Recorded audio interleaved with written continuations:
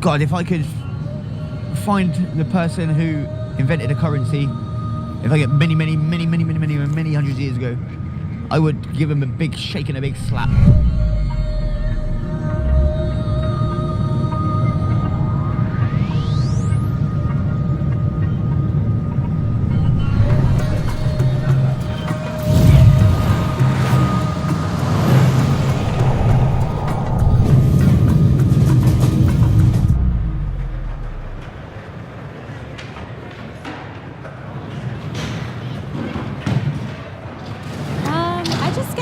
Stares, but I mean, if this was off, people would stare at me still, because I'd be wearing a headscarf. People still stare with a headscarf, and so this is just like, I don't know, you just learn how to block it out, and people really can't tell that I'm smiling under here. I'm like, hi, hello, hi, but they're just like, oh.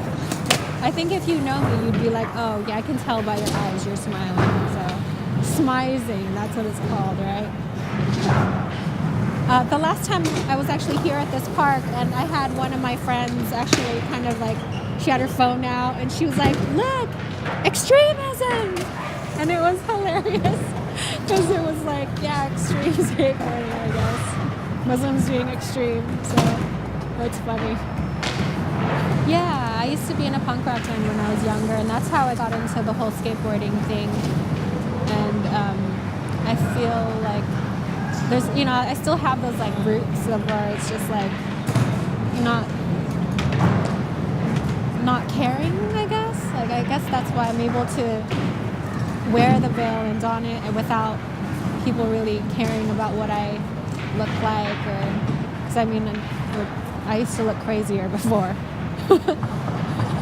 Islam is a very intellectual religion, and it's allowed me to think for myself and express myself in ways that please God, of course, and they're just better for me. And I feel actually way more free than I did wearing what I used to. I wasn't put on earth to, you know, to just be this pretty thing. Like, there's a brain under here. You know, there's a personality under here. And just because you can't see it, it doesn't mean that I'm not a human. Because, I mean, people listen to the radio all the time. People listen, you know, you can't see that person's face. People talk on the phone all the time, and you can't see their face. But still, you know, they'll take that phone call or that radio interview very seriously.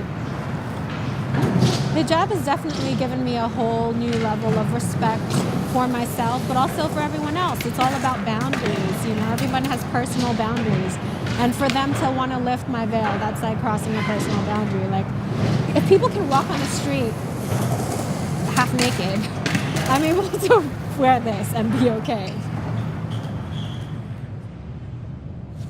Money's money. Money makes the world go round. The moon controls the tides and the currents. The currency, the sea, the currents, the moon makes the world go round. Money makes the world go round. Think about it. So I was living in Birmingham, and I was sat outside Sainsbury's, and I'm being stereotyped. I've got everyone judging me. I can see what everyone's thinking when they're looking past.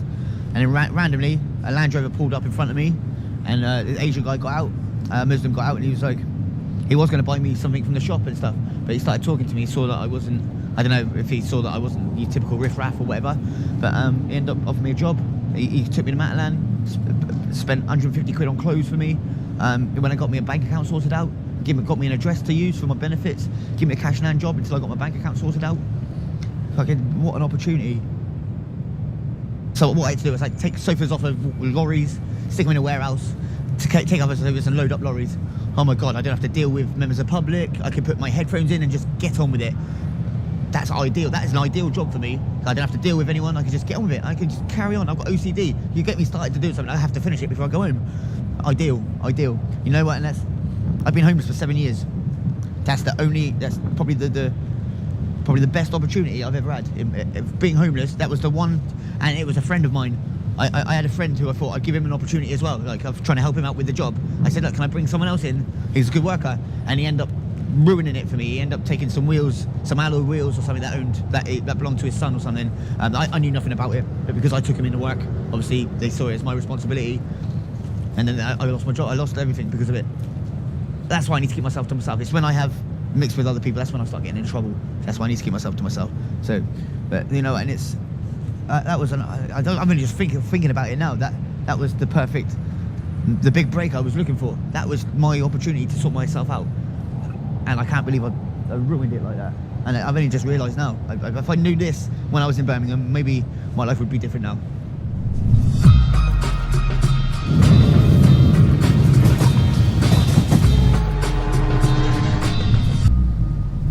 Lots of my friends that are Muslim, they're just like normal British people. I don't really see that anything that different.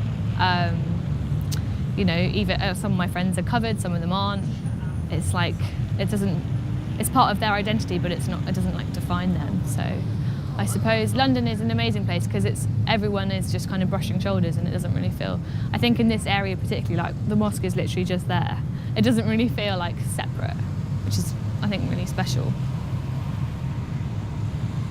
Community gets a bad press in some ways because people like to, I don't know, blame a certain group of people for a certain thing that's happening globally, even though it's not really about Islam, is it? It's about terrorism is completely separate from Islam. But anyway, a lot of people might see them walking down and they think, oh, that lady's been like told she has to cover. And actually, speaking to my friends that are covered, it's their choice, and they might have even started covering like later in life. It's not something that they've always had to do or their family have made them do. You know, social media can give this illusion of this amazing life, and it's not always like the reality all of the time. So I think sometimes for young people, it actually makes people a bit more isolated. Yeah, I mean, I'm 25, I suppose. Facebook only kind of... Have a look at that man. Welcome to Shoreditch. Yeah, Facebook was only created when I was 15, so I suppose my age group are like the last generation that didn't really have social media growing up, and I think it must make quite a big impact on, like, it's that age, isn't it, anyway, where you're trying to build your identity and like find out who you are. And I think if you've got like loads of accounts on Instagram like saying you need to dress like this or look like this, or, you know, it would probably just add loads of pressure to that. So I think sometimes it can be negative, but then also sometimes obviously it's positive.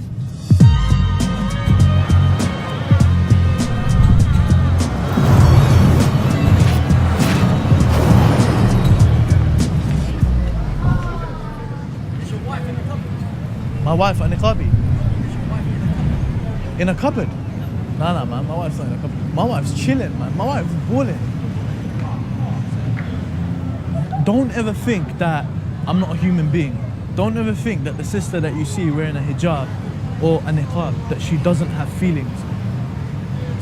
From the news and whatever media that they see, they will probably think that this woman is oppressed and she's a terrorist and she's all sorts of things like that, yeah? So when they see her in person, they'll dehumanize her, because in their eyes, she's being looked at as a belief, not as a person. Do you get it?